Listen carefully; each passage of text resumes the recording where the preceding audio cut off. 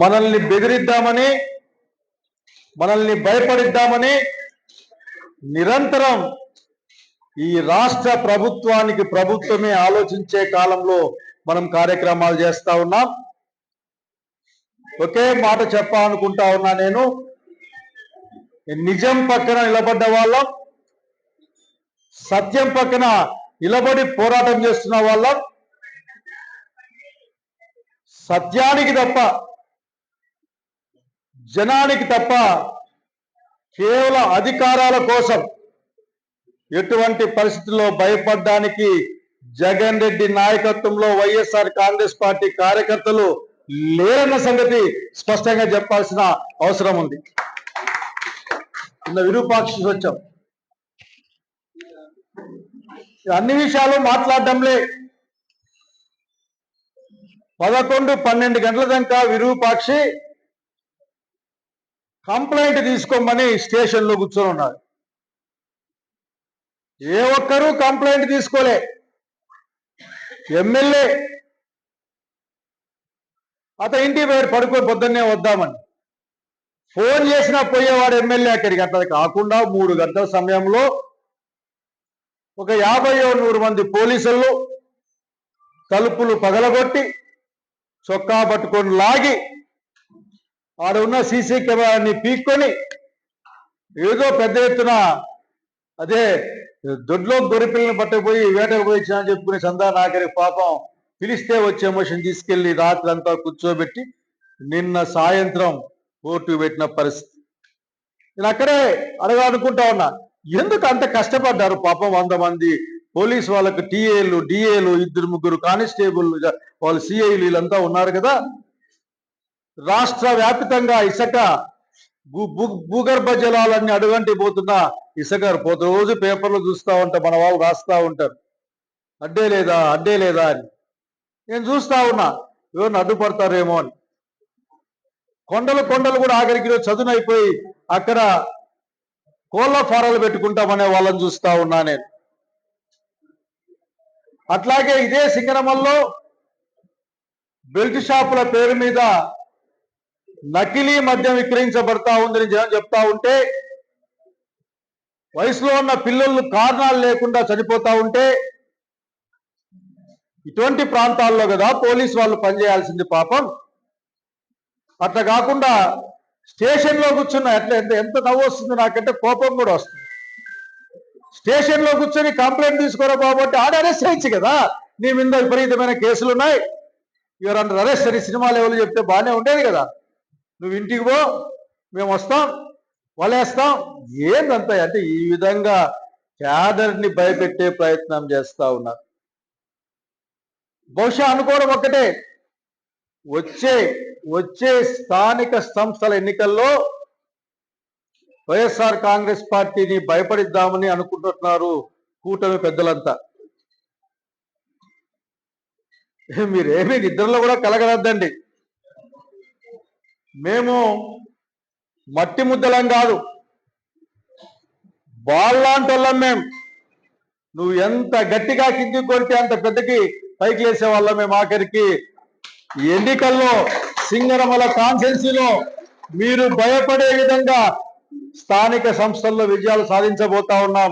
చూడండి, మీరు ఆ రోజున మాట్లాడదాం. ఊరకనే ప్రగల్భాలు మాట్లాడుతుంటే లాభం లేదు. ప్రస్తుత సందర్భానికి వస్తే 3,30,000 మంది పిల్లలు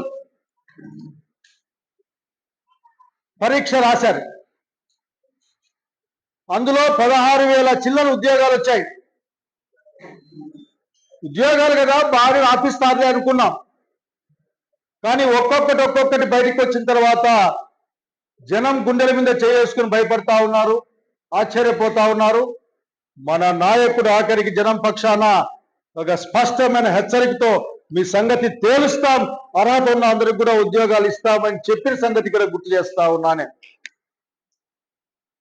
ఒక ఆయన అదే ఆఫీసులో పనిచేస్తాడు, ఆయనే పేపర్లు మోసపోతాడు, ఆయనే పేపర్లు ట్రాన్స్లేట్ చేస్తాడు, ఆయనే పరీక్ష రాస్తాడు. జోన్ 2లో అతనే మొట్టమొదటి అంటే ఫస్ట్ ర్యాంక్గా వస్తాడు. అర్థం కాలేదా? మీరే మీ ఇళ్లలో పరీక్ష పేపర్లు పెట్టుకొని మీరే పంచుకొని మీకు మీరే ఉద్యోగాలు ఇచ్చుకునే పరిస్థితి. మనకు మంత్రి మాట్లాడుతూ ఉన్నారు 16,000 మందికి మీరు ఇబ్బంది పెడతా ఉన్నారని.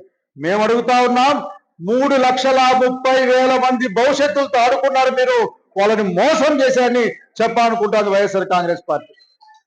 కాదని చెప్పండి. ఆ 1వ ర్యాంక్ వచ్చిన పిల్లోడికి కార్డు పంపిలే. మరీ తమాషా ఇది. అంటే ఎంత దుర్మార్గం. ఆ 1వ ర్యాంక్ అదే కాపీ కొట్టో లేక పేపర్ ఎత్తకపోయో ఇంకోటి పెట్టో 1వ ర్యాంక్ వచ్చిన పిల్లోడికి లెటర్ పంపిలే. లెటర్ పంపించకపోతే ఆ పిల్లోడు, ఆ కాంట్రాక్ట్ ఉద్యోగం చేసే పిల్లోడు కోర్టుకు పోయినాడు.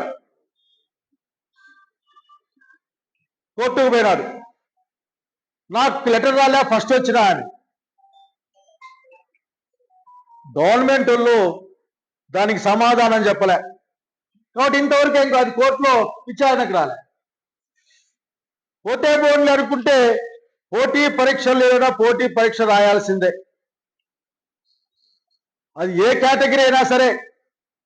ఎస్సీలు అయితే ఎస్సీలు పోటీ పడాలి, బీసీలు అయితే బీసీలు పోటీ పడాలి. అట్లాగే ఓపెన్ కాంపిటీషన్ అయితే అందరూ పోటీ పడవచ్చు. స్పోర్ట్స్ కోట అయితే ఆయా స్పోర్ట్స్ ఆడే వాళ్ళంతా పాయింట్ల మీద పోటీ పడాలి, ఎగ్జామ్ రాయాలి మొత్తం మీద. కానీ బాబు గారు సత్య చెప్పారు ఆఖరికి, ఏదో అది పరమపద సోపానం, అది ఏదో వైకుంఠపల్లి పెద్ద పదం వాడు ఆ పాములాట. ఆ పాములు మన పిల్లప్పుడు ఆడుతూ మీరు మర్చిపోతున్నారు, కానీ మేము ఆడేవాళ్ళం, ఏడ్చేవాళ్ళం కూడా. అదేదో గబక్కని మింగేసి తోక కింది దగ్గర వచ్చేది. అంతకంటే అర్థమానంగా ఫస్ట్ ఏమో పరీక్ష పాస్ కాండి జీవో ఇస్తాడు. మళ్ళా వాళ్ళకు ఉద్యోగాలు ఇచ్చుకోవాలనే ఒక ఆలోచన అనుకుంటా ఉన్నాం, మేము ఇచ్చారనుకుంటా ఉన్నాం, జనం అనుకుంటా ఉన్నారు. అవసరం లేని జీవో ఇస్తారు. అవసరం తీరిపోయినాక మళ్ళా పరీక్ష పెట్టమని జీవో ఇస్తారు. ఆ రోజున బాబు గారిని చూశాను నేను, ఆయన మాట్లాడుతూ ఉంటే, మన జగన్మోహన్ రెడ్డి గారు ప్రెస్ మీట్ పెట్టిన తర్వాత మేమంతా రియాక్ట్ అయిన తర్వాత, ప్యాకెట్ అంటారు అసలు ఏం తమాషా పడతారా, మీ సంగతి తేలుస్తా అని చెప్పారు. అసలు నాకు కూడా అర్థం కాలే, నిజంగా ఏమన్నా మనం పొరపాటున మాట్లాడినామా అని అనుకున్నా నేను. తీరా చూసేది బ్రిడ్జ్ అంటే బ్రిడ్జి. ఆ బ్రిడ్జి ఆట పేకలతోనే ఆడతారు. నేను ఇంకో మాట చెప్పాలనుకుంటా ఉన్నా, మా రాయలసీమ ప్రాంతంలో, మా ప్రాంతాల్లో దాన్ని పత్తాల ఆట అంటారు. ముఖ్యమంత్రి గారు, దయచేసి మీరు పత్తాల ఆడే ఆటకి ఉద్యోగాలు ఇచ్చినాం చప్పట్లు కొట్టమంటే ఏం చేయాలి అర్థం కావట్లే. ఎవరైనా సరే సైన్స్ లో పాస్ అయిన పిల్లోడికి సైన్స్ టీచర్ ఉద్యోగం ఇస్తే సైన్స్ చెప్తాడు. అట్లాగే సోషల్ చరిత్ర చదివిన పిల్లోడికి చరిత్ర అయ్యవారు ఉద్యోగం ఇస్తే చరిత్ర చెప్తారు. నేను కొద్దిగా లెక్కల్లో వీక్ అనుకో, లెక్కల అయ్యవారు పంచేవాడు లెక్కలు చెప్తారు. నేను అడుగుతా ఉన్నాను, బ్రిడ్జి అయ్యవారికి నువ్వు ఉద్యోగం ఇస్తే అతను ఏం చదువు చెప్తాడో చెప్పాల్సిన అవసరం ఉన్న సంగతి కూడా నేను అవమానపరచడం లే, భయంతో చెప్తా ఉన్నా. నాకు భయం, వీళ్ళు ఏం నేర్పిస్తారు అని. కనుకనే అడుగుతా ఉన్నాం, మీ మీద విశ్వాసం లేదు. చివరికి మీరు ఓపెనింగ్లకి క్లోజింగ్లకి ఆర్డర్ 100-200 ఖర్చు పెట్టి చివరికి మనం చూస్తా ఉన్నాం, రాయలసీమకు అభివృద్ధి చేసేసిన అని చెప్పి ఆటోల మీద కట్టుకొని తిరుగుతా ఉన్నారు. మీరు చూసారు లేదు, టౌన్లో నేను చూసి నాకు ఆ నవ్వు వచ్చింది. గవర్నమెంట్ పరిస్థితికి వచ్చింది, పాపం ఆటోలకు వేసుకొని తిరుగుతారు ఇల్లు అని. ఇట్లా మామూలుగా చెప్పుకుంటేనే 1000-2000 కోట్లే. ఆ 1000-2000 కోట్లు రైతులకు కడితే వాళ్ళు బతుకు బాగుంటుంది కదా. మా వాళ్ళు కూడా ఆ కాళ్ళు చేయి మరుచుకోమంటే మరుచుకుంటారు కదా, ఇబ్బంది ఏముంది, ఆఖరికి మరుచుకుంటాం. కాబట్టి ప్రజల్ని పట్టించుకోకుండా ఈ ప్రభుత్వం పరిపాలన చేస్తా ఉంది అని చెప్పడానికి ఈ మాట చెప్పాను. నేను గౌరవ ముఖ్యమంత్రి గారిని సవినయంగా కోరుకుంటా ఉన్నా, మీరు ఏ పార్టీ అయినా సరే మా ముఖ్యమంత్రి, మీరు ఈ రాష్ట్రానికి ముఖ్యమంత్రి, మీకు ఆ గౌరవం ఇచ్చే మాట్లాడుతూ ఉన్నాం. మీరు మా గురించి పట్టించుకోండి, ప్రజల గురించి పట్టించుకోండి, విద్యార్థుల గురించి పట్టించుకోండి, నిరుద్యోగుల గురించి పట్టించుకోండి. మీ దగ్గర సమాధానమే రాదు. ఢిల్లీ పోయినాం, మొక్కినాం, స్విట్జర్లాండ్ పోయినాం, కూర్చున్నాం, లక్షల కోట్ల ఆఖరికి మోసకొచ్చి ఈ విమానాలు సాగడప్లే, ఏదో పెట్టుబడులు వస్తాయంటే ఈ విమానాలు తక్కువై అవన్నీ ఆడ ఆగిపోతున్నాయి గాల్లోనే. పాపం మనోళ్ళు ఆఖరి క్వశ్చన్ వేసినారు పార్లమెంటులో, ఏమంటే అయ్యా మాకు ఎన్ని లక్షల కోట్లు వచ్చినాయి, 20 లక్షల మందికి ఉద్యోగాలు ఇచ్చినామని చెప్తారు, ఎవరెవరో పాపం వాళ్ళు, ఈ స్పోర్ట్స్ కోటా లాగే ఏమన్నా ఉందా? 20 లక్షలు, జిల్లాకు 1 లక్ష, ఆ లెక్కేస్తే జిల్లాకు 1 లక్ష ఉద్యోగాలు అంటే ఎవరు ఉండు, మన పిల్లకాయలంతా ఉద్యోగాల్లో ఉండాలి, దాదాపు ఉద్యోగాల్లో ఉంటారు మా వాళ్ళంతా. కనుక్కుందామని పార్లమెంట్లో ప్రశ్న వేసినారు. వాళ్ళేం చెప్పినారంటే వాళ్ళు చెప్పొచ్చినారు, మిమ్మల్ని మీరు చాలా ఎక్కువ అనుకుంటారు ఆంధ్రప్రదేశ్ వాళ్ళని, మీకేదో 6,000, 7,000, 10,000 లోపలే డబ్బులు వచ్చినా ఇంకా పూర్తిగాలే. సత్తికి లెక్కలు బాగా తెలుసు, ఎందుకంటే పెట్రోల్ బంక్ మెయింటైన్ చేశారు. 6,000 చిల్లర కోట్లు వచ్చినాయి, ఒక 16,000, 20,000 ఉద్యోగాలు వచ్చినట్లు ఉంది ఏం చెప్పినారు. అంటే బహుశా నేను అనుకుంటా ఉన్నాను, ఆఖరిలో సున్నలకి విలువ లేదు కాబట్టి సున్నల్ని పీకేసి మాట్లాడతారేమో నాకు తెలియదు. ఎందుకంటే 20,000 ఉద్యోగాల పక్కన 21 తర్వాత 1 లక్ష, ఇంకొక 1 లక్ష, 2 సన్లో 3 సన్లో మర్చిపోతే ఆ లెక్క సరిపోతుంది. కానీ మర్చిపోవాలంటే మనకు ఉద్యోగాలు రావాలి కదా. కనుక చంద్రబాబు గారు మీరు బాధపడండి, ప్రధానమంత్రి గారిని 3 సార్లు పిలవండి, విచారం వ్యక్తం చేయండి, మీ సహచరుని ఏడవమని చెప్పండి, ఏమీ బాధ లేదు. కానీ మేము కూడా సానుభూతి ప్రకటిస్తాం మీ పట్ల. కానీ యువకులను పట్టించుకోండి. పిల్లకాయలకు విద్యా దీవెన, వసతి దీవెన 8,200 కోట్లు, 300 కోట్లు బాకీ ఉంది. ఏంటి స్కాలర్షిప్ పిల్లకాయల డబ్బులకి, హాస్టల్లో బూదినేదానికి, హాస్టల్ పిల్లకాయలు బట్టలు వేసుకునేదానికి, వాళ్ళు చదువుకోవాలంటే ఆఖరికి ఫీజులు కట్టేదానికి విద్యా దీవెన, వసతి దీవెన 8,200 కోట్ల రూపాయలు దాదాపు బాకీ ఉన్నారు. ఇయ్యండి తక్షణం పాపం.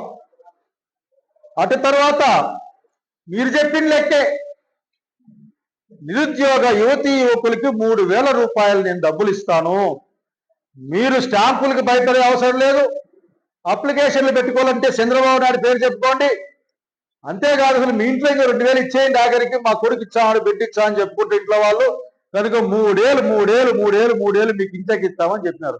3వ సంవత్సరం గడుపుతాంది సీఎం గారు, ఒక్క పైసా ఇవ్వలే.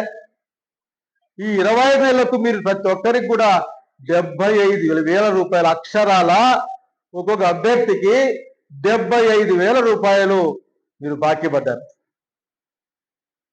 ఇచ్చే ప్రయత్నం చేయండి. అవి ఉరామరిగ్గా లెక్కలేస్తే 1,00,000 కోట్ల పైగా, 1,08,000, 1,10,000 ఉంటుంది, అన్ని కోట్లు బాకీ ఉన్నారు. ఎవరికి పాపం?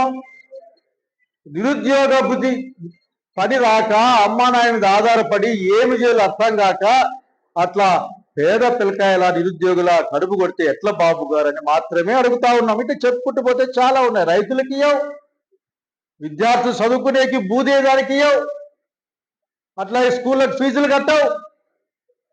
నిరుద్యోగులకి నువ్వు చెప్పిన మాటే, మేము చెప్పిన మాట కాదు. వాళ్ళకి అది డబ్బులు ఇవ్వవు, నిరుద్యోగ వృత్తి ఇవ్వవు. మరి ఏమిస్తా ఉన్నట్లు